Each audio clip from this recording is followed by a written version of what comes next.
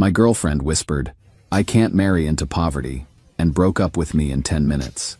After dinner at my parents' 1970s ranch house, I said, "Okay," went back to work, until the newspaper headline exposed. I learned something interesting about myself this week. Turns out I've been using my family's lifestyle as an inadvertent filter for relationships. And I didn't even know it until someone failed the test spectacularly. The conversation that ended things lasted maybe 10 minutes. But it's taken me 3 days to process what actually happened. Not the breakup itself, that was probably inevitable, but the assumptions that led to it, and what those assumptions revealed about someone I'd been dating for 8 months. I'm a marine biology professor at the state university here in our little coastal town. It's not glamorous work, but I love it. Research, teaching, spending time in tide pools and on research vessels. The kind of life that looks modest from the outside, which apparently is exactly the problem. Sable's been my girlfriend since last spring. She works in pharmaceutical sales, drives a leased BMW, lives in one of those new downtown condos with the floor-to-ceiling windows. Smart, ambitious, always dressed like she stepped out of a business magazine. We met at a conference mixer, and I was honestly surprised someone like her would be interested in a professor who shows up to dinner dates with sand still in his hair. Last weekend was the first time I'd brought her home to meet my parents. Not because I was hiding anything, but because my folks live about an hour up the coast in the same house I grew up in, and our schedules hadn't aligned until now. The drive up was fine. Sable seemed excited, asking questions about my childhood, making jokes about meeting the people who made me who I am. Normal relationship milestone stuff. Then we pulled into my parents' driveway. Their house is a 1970s ranch style. 3 bedrooms, maybe 1,500 square feet, brown shag carpet in places, wood paneling in the living room, furniture that's been reupholstered twice because my mother doesn't believe in throwing away something that still works. My dad's truck in the driveway is older than I am, but he maintains it like a classic car because that's who he is. If something works, you take care of it. I watched Sable's face as we walked to the front door, and something shifted. She got quiet, started looking around like she was cataloging everything she saw. Dinner was my mom's famous tuna casserole, served on the same dishes they've had since their wedding. My dad told stories about his work days. My mom asked Sable about her job. Normal family conversation, but I could feel the tension coming off Sable in waves. About halfway through dinner, she asked my dad what his career plans were. He's 64. He's been retired for 3 years. But she said it like she genuinely thought he was unemployed and looking for work. When my mom mentioned shopping at the thrift store for my cousin's baby shower gift, Sable actually winced. Not subtly, the drive back was quiet. Really quiet. I figured she was processing meeting my family, maybe feeling overwhelmed. I get it. First time meeting parents can be intense. The next morning, she called. "Graham, I need to be honest with you about something," she said, her voice careful and measured. "I really like you, but I can't marry into poverty. I need financial security in my future, and I don't think your family situation is compatible with the life I want to build." Marry into poverty. That's how she saw my parents' life. "I understand," I told her. "I hope you find what you're looking for." She seemed surprised that I didn't argue or try to convince her otherwise. But honestly, what was I going to say? That my parents' values weren't good enough for her? That their modest lifestyle was somehow a reflection of my character? Here's what she didn't know, and what I didn't think to mention because it never seemed relevant. My parents recently decided to finally do something significant with their savings.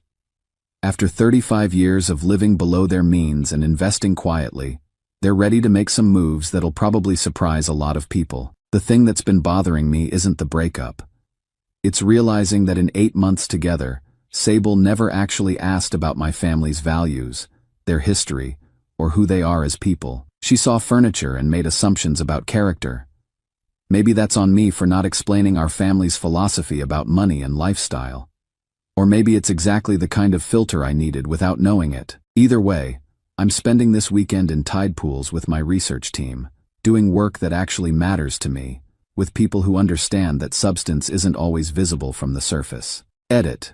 Reading these responses is validating. Yeah, a lot of you are pointing out that her reaction says more about her priorities than my family's worth. That's becoming clearer the more I think about it. Edit 2. For those asking about my parents' actual situation, let's just say appearances can be deceiving. They've always believed in living modestly regardless of what they could afford. Some people call it old-fashioned, but I call it having your priorities straight. Edit 3. Finn, my colleague, just texted after seeing this somehow. Dude, did she not know about your parents' thing? I guess everyone in my department knows something Sable never bothered to ask about. Update 1.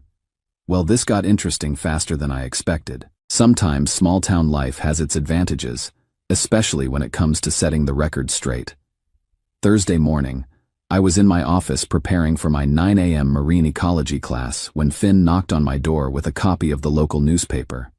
"You might want to see this," he said, grinning like he knew something I didn't. Front page of the lifestyle section. Local couple makes anonymous $50 million donation to new marine research facility. The article described how Robert and Margaret Lott, my parents, had quietly donated enough money to fund an entire research center focused on coastal ecosystem preservation. The facility's going to be called the Graham Lott Marine Research Center. Apparently, they'd been planning this for months, working with the University Foundation to structure the donation properly. The something they wanted to do with their savings turned out to be funding the kind of research facility I've been dreaming about my entire career. The article mentioned that Robert had built and sold a regional waste management company for substantially more than anticipated market value, and that both he and Margaret had been longtime supporters of environmental education who preferred to give back quietly. $50 million. From the people Sable thought were living in poverty. By lunch, my phone was buzzing with texts from colleagues, friends, even former students who'd seen the story. The university president called to congratulate me personally. The dean mentioned they'd be fast-tracking my tenure review. But the strangest call came around 3 p.m. from a number I didn't recognize. I let it go to voicemail.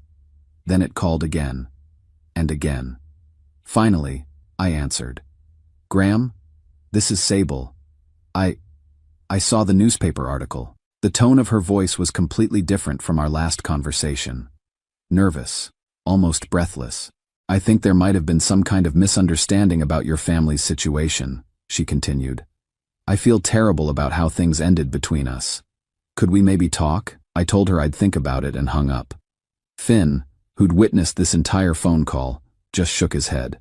"Some people, man, they only see value when it's printed in the newspaper. The thing that's bothering me isn't that she called. It's that she called the day the article ran. Not any of the 7 days since our conversation when she could have just missed me or realized she'd made a mistake about my family's character. My parents raised me to understand that real wealth whispers while fake wealth shouts." Sable heard whispering and assumed it was silence. Now that it's shouting from the front page, suddenly there was a misunderstanding. I'm starting to think the misunderstanding was mine, thinking that 8 months was enough time for someone to actually get to know who I am and where I come from. Edit. For those asking if I'm going to call her back, I honestly don't know. Part of me is curious what she thinks misunderstanding means in this context. Edit 2. My mom called this morning laughing. Apparently 3 different people at the grocery store asked if I was available because their daughters, granddaughters, nieces would love to meet a nice boy from such a good family. Small-town dynamics are hilarious. Edit 3. The university is already getting calls from researchers who want to apply for positions at the new facility. Looks like my parents' gift is going to change more than just my career prospects. Update 2. I thought the newspaper article would be the end of this story. I was wrong. Apparently, some people handle being wrong about wealth the same way they handle being wrong about everything else, by doubling down and making it worse. Last Tuesday, my mom called me at work, which she never does unless something's actually wrong. "Honey," she said, "I just had the strangest phone call from your friend Sable." My stomach dropped. What did she want? Well, she said she was concerned about you. Said you'd been acting strangely since your breakup and she wanted to make sure you were handling everything okay emotionally. Concerned about me, right. But then, my mom continued, she started asking very specific questions about our family business opportunities and whether we were looking for partners for future investments. I asked my mom to tell me exactly what Sable had said. She asked if we were planning more donations, whether you were involved in the financial decisions, and if we'd be interested in meeting with her about mutually beneficial arrangements. She kept calling me Mrs. Lott like we were in a business meeting. My mother, who taught elementary school for 30 years, and can spot manipulation from across a playground, had recorded the entire conversation. "I've learned to document things when people say one thing but mean another," she explained. Wednesday morning, I was setting up equipment for a research dive when I saw Sable's BMW pull into the university parking lot. She'd driven an hour up the coast to find me at work. She walked into the Marine Science Building like she belonged there, wearing a business suit and carrying a leather portfolio.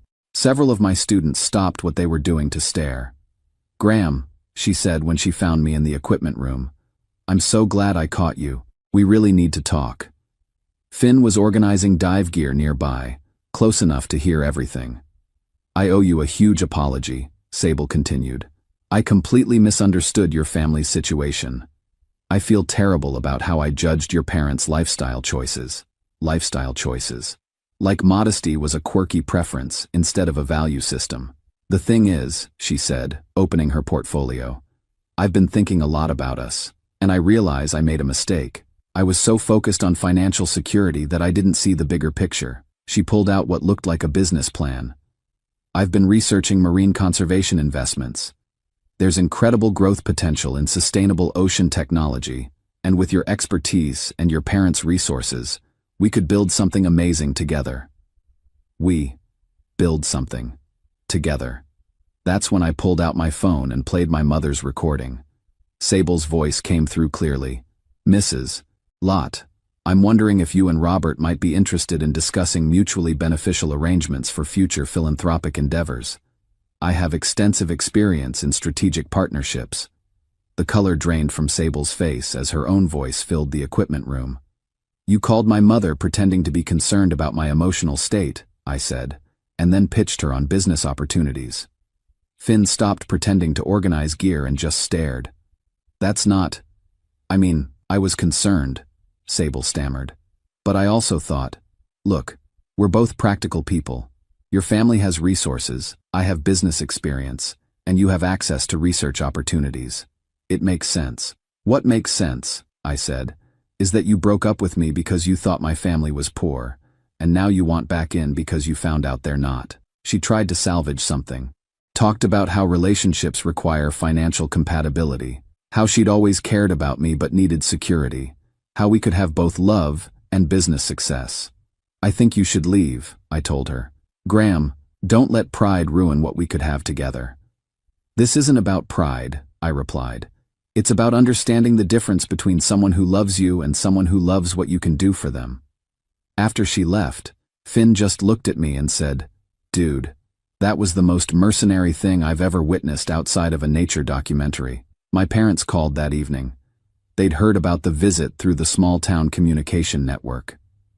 "We're proud of how you handled that," my dad said. "Some people see opportunities where they should see relationships. The strangest part is that I'm not even angry. I'm just clear about the difference between someone who wants to be with you and someone who wants what comes with being with you." Edit. For those asking if I'm worried she'll try to contact my parents again, my mom's exact words were, "Let her try." 30 years of dealing with manipulative parents who wanted special treatment for their kids taught her to spot and shut down that behavior immediately. Edit 2. The business plan she showed me was actually pretty detailed. She'd clearly spent time researching marine conservation funding. I almost respect the effort if it wasn't completely designed to benefit her. Final update. I wasn't planning to update this story again, but enough has changed that it feels worth sharing the conclusion, especially for anyone who's wondered whether walking away from someone who only values you for your circumstances ever leads anywhere good. 2 years later, my life looks completely different in all the best ways. The Marine Research Center opened last fall, and I'm the youngest department head in the university's history. The work we're doing on coastal ecosystem preservation is getting national attention, and I wake up every morning excited about the problems we're solving. But the best part of this whole experience has been learning what it feels like when someone chooses you for who you are instead of what you represent. I met Jessica about 18 months ago through the most mundane circumstances possible. She's the bank manager who helped coordinate the paperwork for my parents' donation. And after months of professional interactions about foundation accounts and research funding, she finally asked if I wanted to get coffee sometime. Not about banking stuff, she clarified. Just coffee. Our first conversation lasted 4 hours. We talked about everything: marine biology, small-town politics, family values, the weird pressure of suddenly having your life change because of circumstances beyond your control. She'd grown up in a similar situation, where her family had more resources than their lifestyle suggested, and she understood both the blessing and the burden of that kind of privilege. What struck me most was how she talked about my work. Not as a means to access my family's money, not as an impressive credential to drop at parties, but as something I was genuinely passionate about that happened to align with making the world better. Last month, I proposed. Nothing fancy, just the two of us on the beach near my parents' house, watching the sunset over tide pools I've been studying since I was a kid. Her response was perfect. Yes, but can we have the wedding reception at your parents' house? Your mom's casserole is legendary. We're planning a small ceremony this fall. Jessica insists she wants my mother to cook. Wants the same modest celebration that reflects our actual values instead of some performance for people who judge worth by venue costs. The contrast with Sable couldn't be starker. Jessica met my parents the same way Sable did. Dinner at the ranch house, same furniture, same unpretentious warmth. But Jessica's reaction was to ask my mom for the casserole recipe and to tell my dad stories about her own grandfather's work ethic. She saw what Sable couldn't see: that people who've earned wealth and choose to live modestly have figured out something important about what actually matters. Speaking of Sable, Finn mentioned she'd tried contacting 2 other professors in our department after the research center news broke. Apparently word spread about her approach to my family, and she moved to a different city sometime last year. I hope she found whatever she was looking for, but I'm grateful it wasn't with me.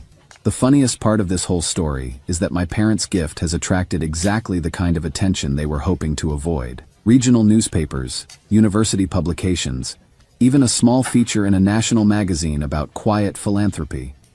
My mom finds the whole thing mortifying, while my dad keeps joking that they should have donated anonymously. But the attention has led to something meaningful. Other families with similar values and resources have reached out about supporting marine conservation work. We're building something bigger than my parents ever imagined, and it's being done by people who understand that real impact happens quietly, consistently, and without much fanfare. That's what I learned from this whole experience. The right person doesn't just want to be part of your success story, they want to help you write it.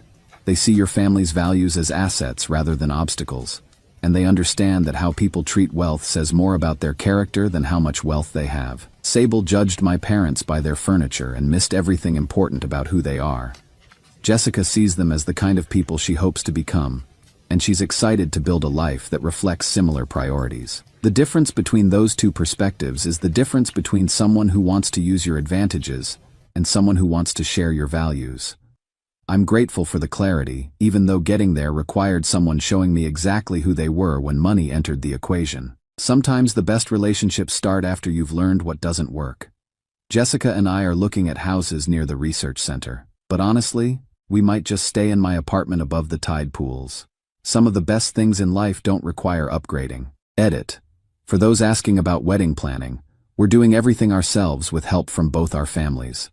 Jessica's parents are contributing food, my parents are handling flowers from my mom's garden, and we're using the beach behind their house for the ceremony. The whole thing will probably cost less than most people spend on a rehearsal dinner, and that feels exactly right. Edit 2. The research center is hiring if anyone's interested in marine conservation work. We prioritize passion over pedigree, which seems like a good philosophy for most things in life. Edit 3. Someone asked if I ever regret not trying harder to make things work with Sable. Honestly? No. You can't build a real relationship with someone who sees your family's character as a financial liability. The right person celebrates the same things you value instead of asking you to change them.